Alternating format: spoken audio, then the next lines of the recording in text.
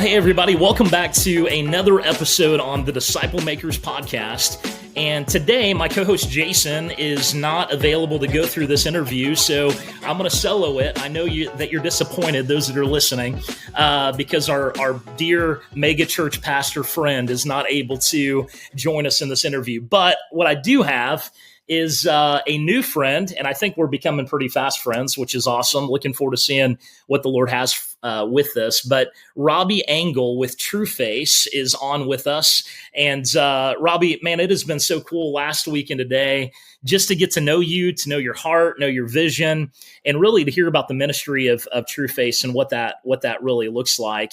And so, dude, it's an honor to have you on. Why don't you take a couple minutes, man? Just tell us about yourself. Let our listeners know a little bit about you, and then we'll jump into today's topic together. Yeah, thanks, Josh. It's fair. We are becoming friends quickly. So your vulnerability of going out there and committing to that, it is affirmed, man. Well, hey, thank you. But I mean, we didn't talk about it in advance, and I'm just kind of throwing out there into the public. Oh yeah, wouldn't it be great though if you would have said, actually, maybe acquaintance is a better word. That's good. We can DTR this right now on the air. Like you are quickly moving up the Dunbar, right? Dunbar number. It's 5, 15, 50, 150. You're going up pretty quickly, man. I want to be like thanks. you when I grow up. I appreciate it. So thanks, a little context. I've been trying to figure out what to do with my life. I'm 42, so I'm in midlife adjustment a little bit anyways. But what you should probably know for context about me is that I've been a pretty awesome Christian my whole life. It's part of my issues, which we might get into because it has to do with discipleship. But I was like young life, student staff at Florida. Then I was international disaster response with Samaritan's Purse in Pakistan for a while, right? Probably close to you. I was in Azad Jammu and Kashmir on the Pakistani part of Kashmir. Yeah. And then I went into professional counseling for a few years to get help and also to try to help people. And then I ended up at a church, which I never thought I'd work at, doing men's ministry and groups and adult ministry environments at North Point. And that's where I really cut my teeth on, okay, God has designed us to grow through the context of relationships. Therefore, small group, life group, cell group, smaller environments are the right environment for us to grow spiritually, to connect relationally and grow spiritually. But most are lame. So this is a big flashing light problem in discipleship in most churches. And I went from professional counseling group therapy into small group culture where I'm like, hey guys, people think deeply about how people change, how, the art and the science of transformation change in the context of groups. So I was doing groups at North Point for a while, and I was making every group read a book called The Cure by this ministry called TrueFace. And I bought enough copies of the book that the author called me and said, "Who are you?" And I'm like, "I'm a huge fan." So 6 years ago, buy a lot of books for the author to say, "Who the heck is this guy?"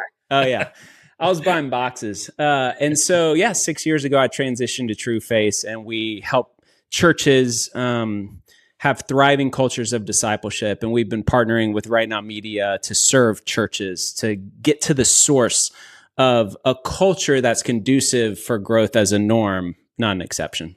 That's awesome, man. Tell us, because we got a chance to talk last week about this, and I mean, it really hit me in my heart because, like you and I talked about personally off air, I didn't realize how much of my identity had been tied up in like being a frontline missionary among unreached people and all of that. And then I moved back to America about a year ago, and then I realized that, okay, who am I actually now if I'm not on the front lines doing frontline ministry in an unreached area of the world? And I didn't realize that my motivations and my identity and a lot of that stuff was mixed up in a lot of different unhealthy ways. Some of it was healthy, godly, ambition, but some of it was just internal junk that wasn't healthy at all. And so walk me through, man, just what that, because I know that you had mentioned kind of the cure and things like that has to do with some of that stuff, right? And so walk me through, some of those things that you guys help churches and leaders really think through. Yeah. Well, this is a huge conversation, and I'll start by saying, there is a very strong current that all of us, as especially in ministry leaders, the current picks up is to what are we doing for Jesus? And it's just easier for me to focus on doing. However, and doing is not bad. I love the Willard quote that God isn't opposed to effort, he's opposed to earning, right? And so I'm a high drive, high achiever, love Jesus. So here I am, God. What do you want me to do? And the current pulls us pretty strong. Like a lot of people listening to this, we're in ministry. We go into ministry going, God, I love you, and therefore I want to love your people, and I want to help other people grow in love. And we define discipleship. It's similar to Discipleship.org. Ours is even simpler in regards to going, we define discipleship as the process of growing in love of God and others. There's 3 parts on the Discipleship.org, but love God, love others. By this, they'll know that you're my disciples, by the way you love one another. We get into ministry to help other people grow. That's awesome. And the current pulls us into what we can do and how we steward ministry responsibilities and alignments. The problem is, at least for me, is my pride is pretty real. And I define pride as I can and humility as I can't. Again, super simple.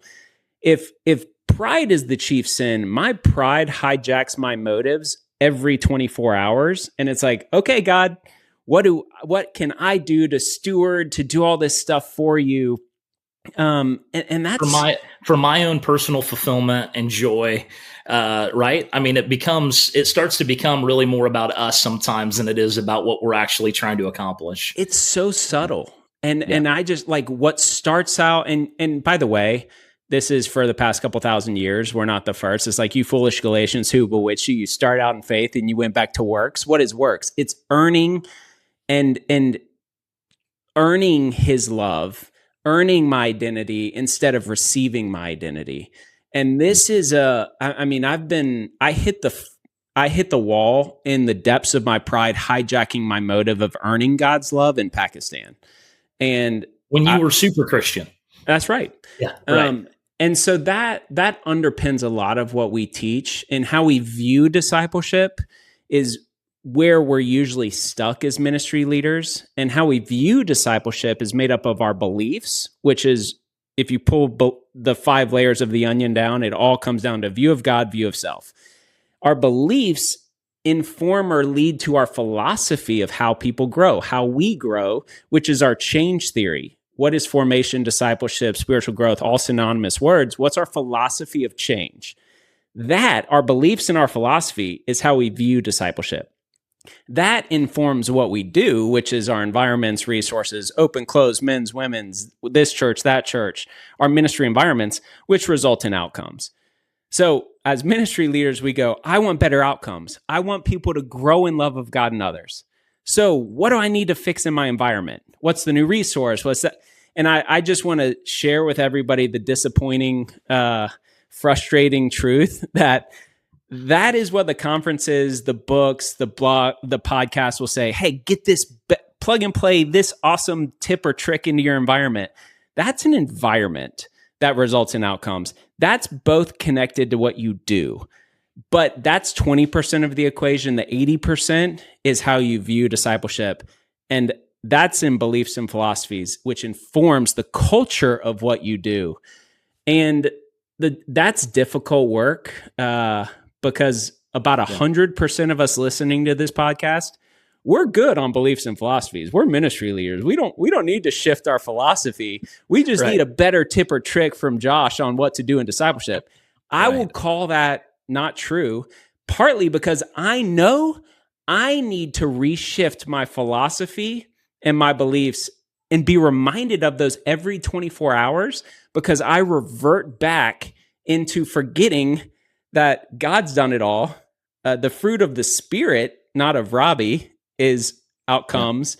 Every 24 hours, I wake up as Robbie to steward what God entrusted to me instead of Jesus. How do I trust and receive who he says I am, who I am, and overflow love instead of earn? It's so subtle, but it is not semantics. It changes the culture of the environments you do, regardless of the structure of the environments. Dude, that's beautiful, man. Let's unpack that some, Robbie, because I think what you're hitting on is is so foundationally important, because a lot of times, I mean, we'll talk about, even on this podcast, we're going to talk about things to do, and we're going to talk about methods and principles and ideas and philosophy, all these different things you're talking about.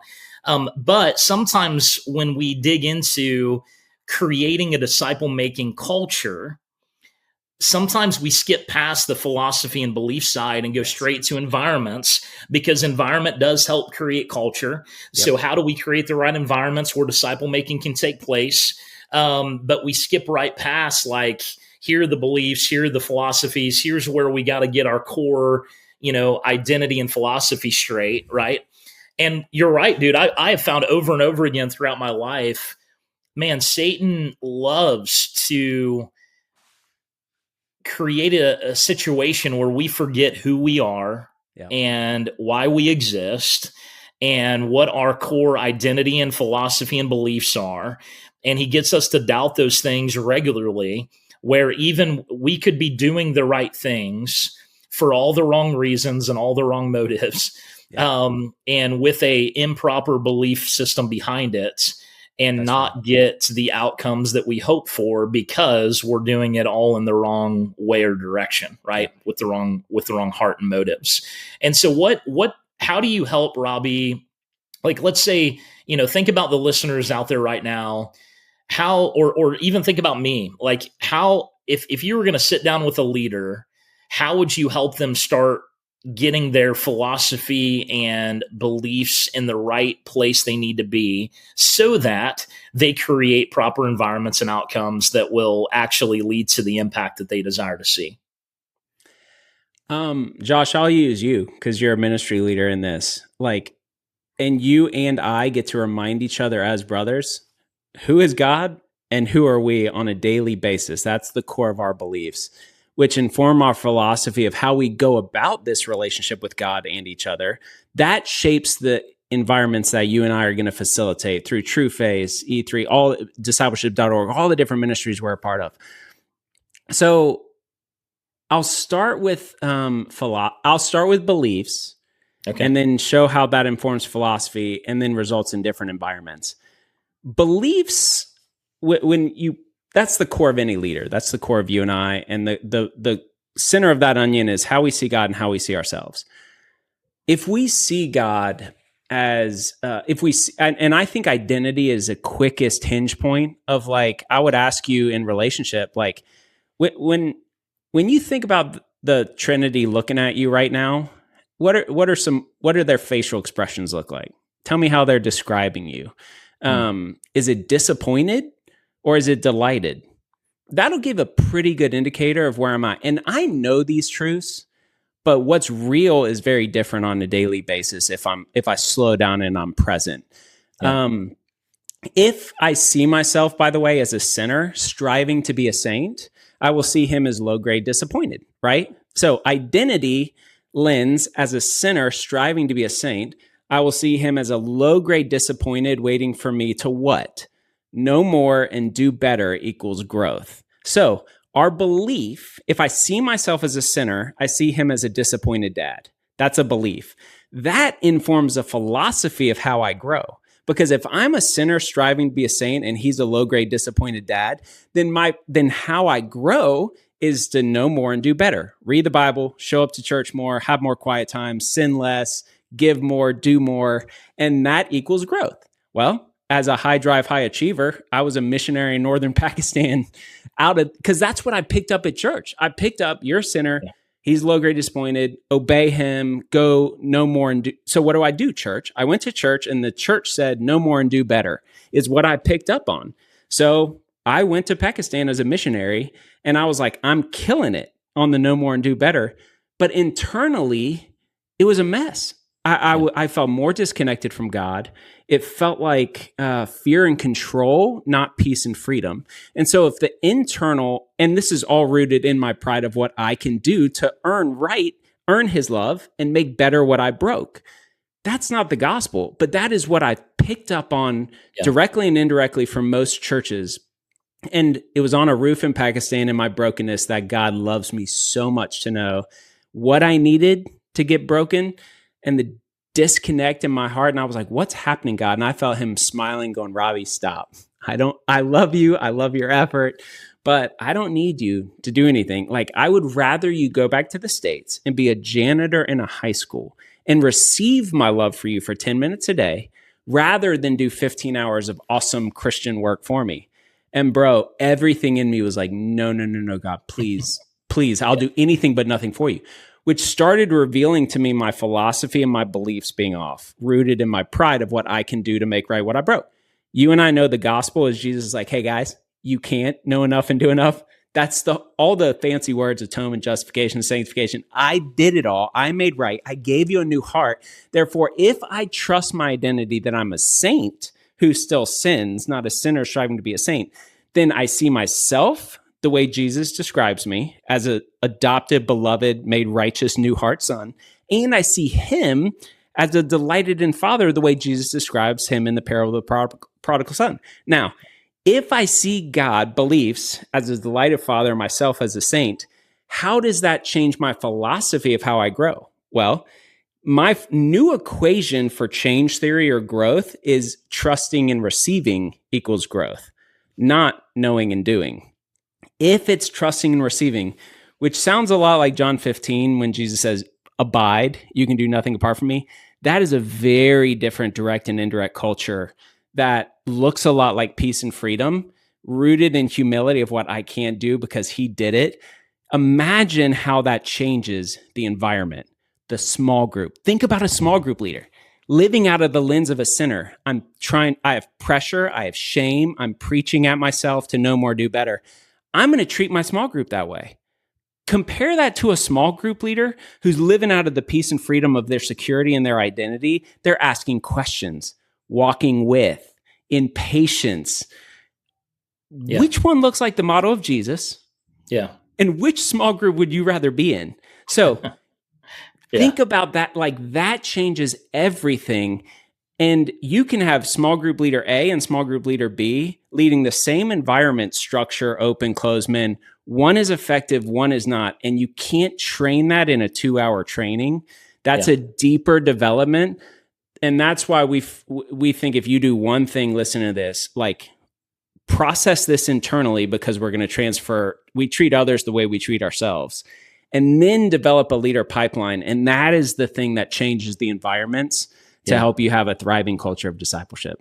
Man, that's beautiful, bro. Yeah. And how often have we seen all over the world different disciple making, great models or methods, but if its foundation is built upon know more, do better, how it leads to these shame cycles or guilt cycles or whatever. And I think we've had enough conversations, Robbie. What you're not saying is that trusting and receiving means not doing anything for the Lord. Of course not. We are going to be doing stuff, and we're going to be living out the gospel to people and sharing the gospel and things like that. But it's coming out of a very different heart and identity. If we had 5 hours, we could unpack like, oh my gosh, is it really more than semantics and this changes everything? And to double click on your point, if I know more and think about this and if this, then that. If I know more and do better, then I will not trust and receive necessarily. However, if I trust and receive, then I will want to know more and do better. So, like, of course, like an overflow of receiving his love, it's like forgiveness. As I remember and trust and receive his forgiveness, of course, the overflow of that is to forgive others and heal wounds and pursue connection because I am connected fully with Jesus. And so the overflow of if this, then that works one way, not the other. I love scripture. I love, I of course, sin. But I don't want to look at porn as a very different motive based on philosophy of if I'm a sinner striving to be a saint or a saint who occasionally sins. If I'm a sinner striving to be a saint, I need to stop looking at porn because God told me to and I'm supposed to obey, right? That's sin management, behavior modification, and that doesn't work. However, if I have a new heart and access to the Holy Spirit and a loving Father whose truth is that, Robbie, this leads to death. Trust me, I have what's better for you, and the freedom and the peace you're looking for, I have for you better than what that will offer you. That's why, do you trust me? Do you receive my love in order to then flee from that because it leads to death? Oh, that's an abundance, light yoke, peace, and freedom driver. It's so subtle, but fundamentally different. And what are we directly and indirectly communicating as a philosophy of growth shapes the culture of our environments, our leaders, everything that we do. And again, Pharisees were a case study of like, know more and do better. Didn't work. This has happened for 2,000 years. You foolish Galatians, who bewitched you? This was the early church too. So everybody exhale. And Robbie, who teaches this for 20 years, and God literally brought him to a roof in Pakistan to teach him this. I forget everything I'm telling you, Josh, every 24 hours. And I wake up, no more, do better in my pride of what I can do, fear and control. And even that is a gift of grace that, every day I get to trust and receive all over new again, my identity as a saint, as a son. Even that is a gift of grace that I can't remember past 24 hours because I would miss out on the beauty of trusting and receiving all over again every day. Just to encourage all of us of going, this is the journey of daily remembrance of who we are and who he is in us. That's great, man. Yeah. I think that's, an illustration I've used before, which is, it's not really an illustration, but just a thought to expand upon what you're saying there. There is just such a major difference between doing something for Jesus because we think that is going to give us more favor with him or more whatever from him, more blessing or more love, or we're trying to get something out of him. So we're going to do this, this, and this in order to get that, versus we already have as much of his love as we're ever going to get. And we have access to all of it at all times. And therefore, because of that, I am now going to do something just because I love him and he loves me. And I'm going to do it because I love him. Like that's different, right? Like me doing something for my wife in order to try to get something out of her is very different than when I just do something because I know it'll make her happy and I know it'll make her smile. Right. And I know that our relationship is good and I'm going to do it just because I love her. And she feels the difference too. Oh, yeah. Like she feels the difference if I'm doing something to get something or if I'm doing something just because I love her and I really am thinking about her. And it's so important, I think, in our disciple making journey. And as we make disciples, to make sure that they are getting this foundation right, because it will change the trajectory of the rest of their pathway, which is so important. It's critical. And by the way, I'm a groups nerd consultant, churches. Like God has designed us to grow through the context of relationships. And so life groups, small groups, cell groups, gathering together per the model of Jesus with his 12 and his 3 is like, I'm a huge fan. But that's in what we do, shaped by how we view discipleship. And the difference of a small group leader, how they facilitate life groups, cell groups, whoever leads out of who they are is so critical. So under what we do with discipleship framework of serving churches, there are 4 categories that every church has to wrestle with. For the church leaders listening going, yeah, but I have Sunday coming. Like I get it. I was in that role. Yeah. But there's 4 categories. How you develop leaders, how do you support those leaders, how do you get people into groups, and how do you equip those groups? We start with developing leaders because if you get that right, and how do you develop a leader? A leader is connected to his belief and philosophy, how they see God, how they see themselves. So how you develop is very different. Then it's way easier to support those leaders who really live out of the freedom and the peace and freedom of their identity. Then get people into those groups, awesome. And equipping those groups, if I've got a bunch of Joshes leading my small groups, like you're going to do what you do. It's going to be terrible is what it would be. I know you enough to know God. Look, whatever resource, whatever open closed, you do this or that, it's going to be awesome. 65% of the equation is Josh leading it out of this freedom where he's patient with himself and he's patient with people in the group, asking himself questions, asking them questions, instead of the pressure to fix himself, to know more, do better, that then he treats other people that way. That's the key. So you develop a bunch of Joshes and developing leaders, easier to support Joshes, then form groups, get people into groups, and equip those groups. So we reverse the focus in a customized way because I'm actually model indifferent. I've seen every model work and not work. Yeah. It's all 65% of the equation is the health of the leader. And you can't 2-hour present PowerPoint leader training as Josh to become Josh and the securedness of your identity and theology.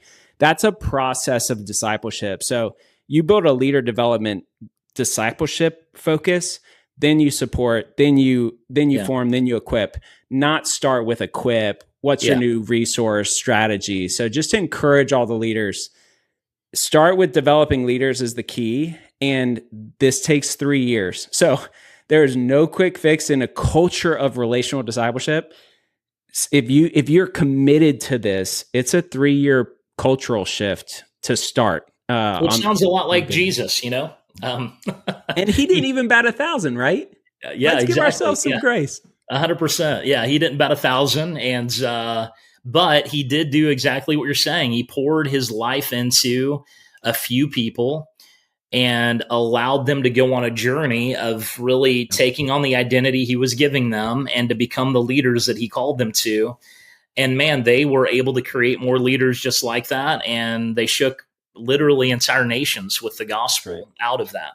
And so if we can get that right, man, it could make such a greater impact than we even realize or understand at this point. It's so simple and so difficult. And it starts with us.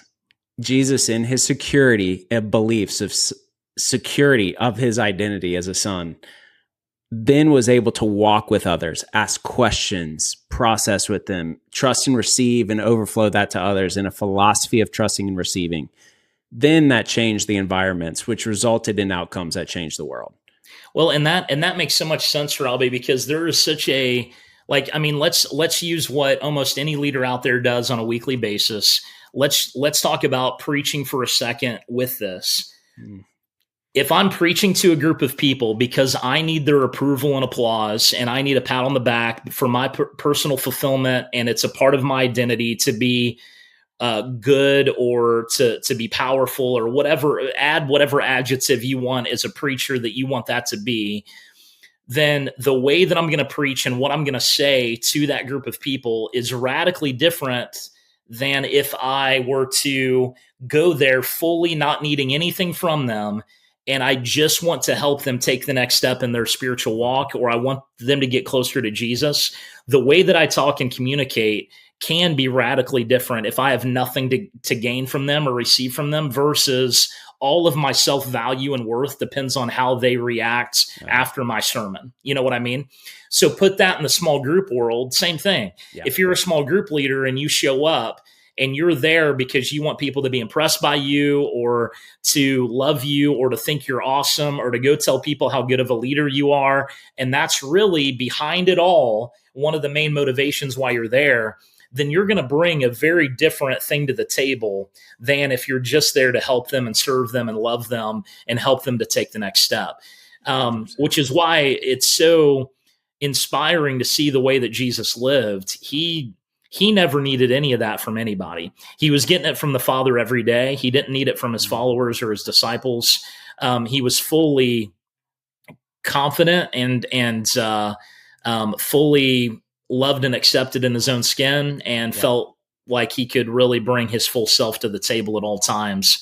And man, what a dream to get to that point, you know? If only. If only I could be at that point, Robbie. Amen. But maturity looks like I'm a little quicker to catch today, when in my pride, what I can do is to know more, do better, pressure on myself because I'm a sinner striving to be a saint. Nope. Jesus says, you are a saint, new heart, born again, slave to righteousness. Trust and receive, abide is how you mature into who you already are. I catch myself a little bit quicker, and I feel a little more peace and freedom now than I did 5 years ago. And my hope is that 5 years from now, I'm a little quicker to trust and receive than to know and do. And 5 years from then, it's a daily gift of receiving and living into who we already are, not striving to be someone we're not. And that's the gospel. And that's what is normal. And just again, to encourage everybody listening, a lot of ministry leaders, it's just such a strong current to my superpower is teaching knowledge. And so am I directly or indirectly communicating know more and do better out of my strength and passion and giftedness? Those are beautiful things.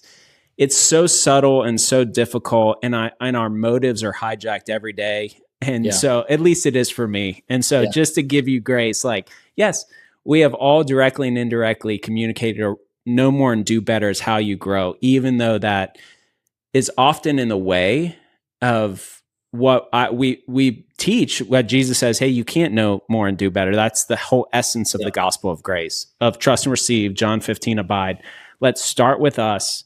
And this is, and we'll forget it again tomorrow. And what a gift that your humility as a leader is listening to a podcast on discipleship and letting us mess with each other. Because as ministry leaders, this is hard. We're poking at each other's philosophy and beliefs. And Josh, your humility to me is why we're friends. It was like, hey, I'm struggling with this too. That's why we're friends. Not like, hey, let me tell you, Robbie, what I learned in this. You could teach me all kinds of stuff. But again, even your example was the model for all of us, that vulnerability begets vulnerability. And that is the catalyst for growth. Just even your model in friendship is a case study in this, of that security of openness. And that's my hope, that all of us get to lead out and go, hey, we're all on this process, and it's hard as ministry leaders. Yeah, no, that's beautiful, man. Well, thank you. And I felt the same about you, bro. Like, seriously, you've been open and vulnerable since we first met. And it's so good to see, and so refreshing, man, to have leaders that are just like being real with one another and just being open-hearted and letting our real selves kind of out.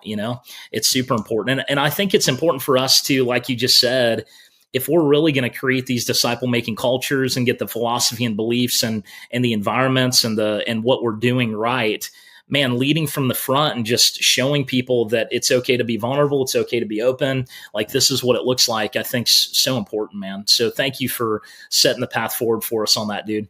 But we are almost out of time, man. This went by really fast. We're going to need to do this again sometime soon. But at the very end here, man, if somebody's listening and their heart was burning inside of them, they really want help with some of this stuff, what's the best way that they can get in touch with you, man? And what are some resources that you'd recommend for them to reach out to you through? Yeah, a lot of this is built on, if you have Right Now Media, Pastors Plus has tons of teaching on how to think differently and then build a custom approach to discipleship rooted in a new philosophy. So discipleshipframework.com, you can go there. If you don't have Right Now Media or Right Now Media, go to Pastors Plus on Right Now Media. That's for ministry leaders. Or just email me. We exist to serve churches. My email is Robbie, ROBBY, at trueface.org, TRUEFACE.org. So we are here to serve churches. So let me know. Awesome. Thank you, Robbie. And thanks for being on today, bro. This has been a lot of fun. And for those listening, I hope that it's been super helpful for you and that it's really inspired you to take a deep look in your own heart, the way that we've talked about. What are motives? What are identity? Like, what are reasons behind why we do certain things? And man, let's shift from that know more, do better type of philosophy to really a receiving. And is it correct me if I'm wrong here, Robbie, it's receiving and what? Trusting and receiving. Trusting and receiving. That's what it is. Who needs trust? The book, The Cure by John Lynch, Bill Thrall, Bruce McNichol is the signature teaching of Trueface that captures an allegorical tension between pleasing God versus trusting God and the difference. Okay, awesome. So check out The Cure. Robbie told me about it last week. I've already ordered it. It's not here yet, but it will be soon. And so check that out as well. But for those of you listening, listen, we want to help you in every way possible become the disciple that Jesus has called you to be and to make more disciples like it. And man, today we really got to some of the foundational pieces that if we really want to be the disciples of Jesus we're called to, man, it has got to start deep in the heart and soul of every leader, looking at our identity and our philosophy and beliefs behind what we do and make sure those are in line with the heart of God. And so, friends, I want you to be really thinking and praying about that and making sure that we're helping people in our churches as well really know who they are, know who God is, and really make sure that we are going hard after Jesus's mission out of the right heart and right motivation. And so, Robbie, thanks for helping us think through that, bro. Appreciate you. And God bless you guys. And until next time, let's make sure that we are laying our hearts at the feet of Jesus and abiding the way that Robbie's talked to us about, so that we can really trust and receive from him all that he has for us. All right. God bless you guys. We'll see you next time.